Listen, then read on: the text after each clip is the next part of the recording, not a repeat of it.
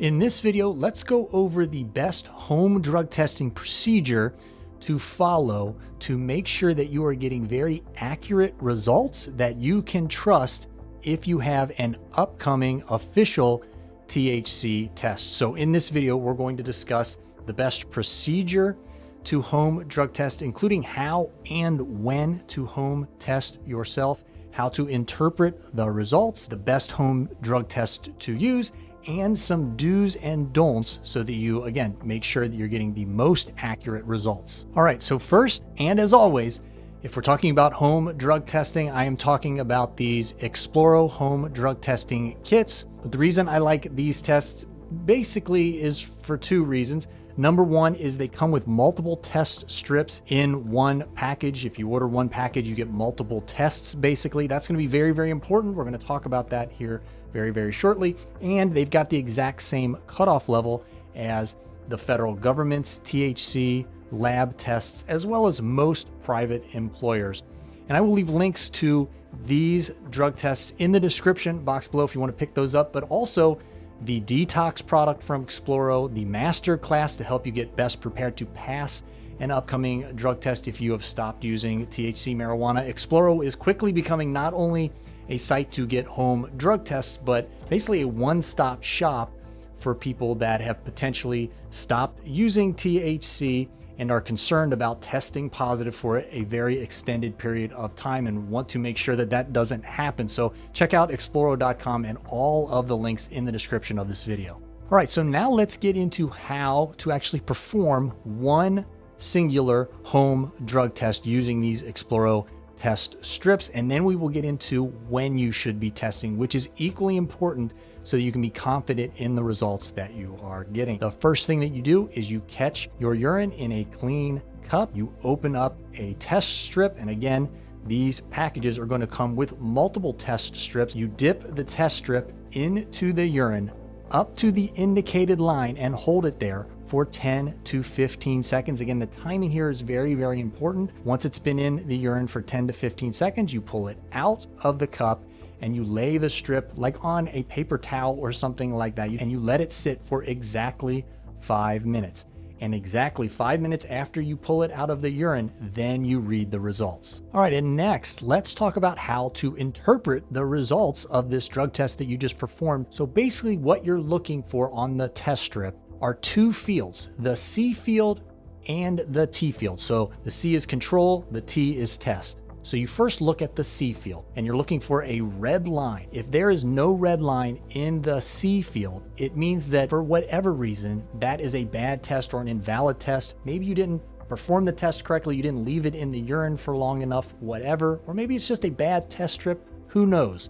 You've got many other test strips in the pack. That's one of the reasons why they give you multiple test strips in the pack, because you can just perform the test incorrectly. So if you're not seeing a red line in the C field, then this is a bad test. You throw that test out. If there is a red line in the C field, then you move down and you look at the T field. If there is no line in the T field is completely blank, then this is a positive test. A positive test meaning you are over the 50 nanogram per milliliter cutoff. Again, the cutoff that most employers use, that the federal government uses as well. If there is a line in the C field and also a red line in the T field, then you are under the 50 nanogram per milliliter cutoff. Again, that most employers use, that the federal government uses as well. So an important point to note here, and I've done a full video on this particular concept, but it doesn't really matter how dark the line in the T field is. Any line in the T field, even if it's much more faint than the line in the C field. So typically the line in the C field will be very bright red, and sometimes you'll get like a pinkish line in the T field. That still means that you're under the cutoff level of 50 nanograms per milliliter. But one thing it could mean is that you're kind of close to that 50 nanogram per milliliter cutoff. So it does give you some information, but rest assured that if you get a line, even if it's pink, light pink, whatever, if it's more if it's faint and you've got a very dark line in the C field, that you're still under that cutoff level, again, that the federal government, that most employers are looking for. All right, so next here, let's talk about when you should be testing, because this is very, very important if you want accurate information. So first off, one test is never enough. Again, I've done multiple videos on this subject, but the levels of THC in your system and consequently in your urine can change and can fluctuate over time.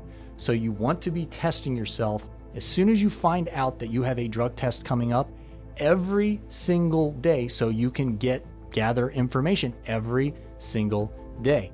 And what you are trying to look for is potentially the first time pretty far out. Let's say you've got 4 or 5 days before an upcoming drug test.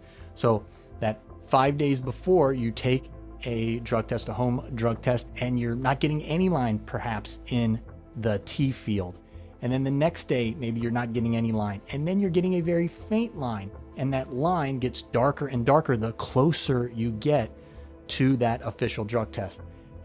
With those kind of results, that's how you can be very, very confident that you're getting accurate results, that you are detoxing, and that your levels are coming down and well under, again, that 50 nanogram per milliliter cutoff. The other very important part of timing of when you should be home drug testing is you should always use your first morning's urine. That's going to kind of give you a worst case scenario because you're not overly hydrated first thing in the morning, meaning the metabolites in your urine are going to be concentrated. So if you can pass a home drug test consistently in the morning, you're much, much more likely to pass an official drug test sometime later in the day. Finally, just for do's and don'ts, which may sound a bit repetitive, but just to drive the point home, and number one on that list is never, ever, ever trust one singular home drug test as the be-all, end-all conclusive result that you need before an upcoming official drug test. Because again, levels can fluctuate. So you need at least 3, 4, 5, or even more if you have the opportunity, if you know you have a drug test coming up well in advance. So you want multiple tests, again, to see a pattern, to hopefully see that you're consistently passing, and maybe even that line in the T field is getting darker the closer you get to that official test.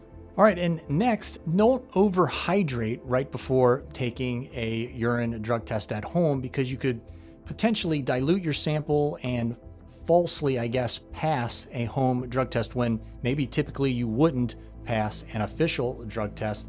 Going along with that, and I mentioned this already, is always use your first morning's urine if you want the worst case scenario. Of course, you could test yourself at other times of the day and kind of compare the results. But again, the first morning's urine is going to be most concentrated, kind of like a worst case scenario. Finally, never procrastinate. As soon as you find out you have an official drug test coming up, start testing yourself and test yourself every single day so you're getting consistent information.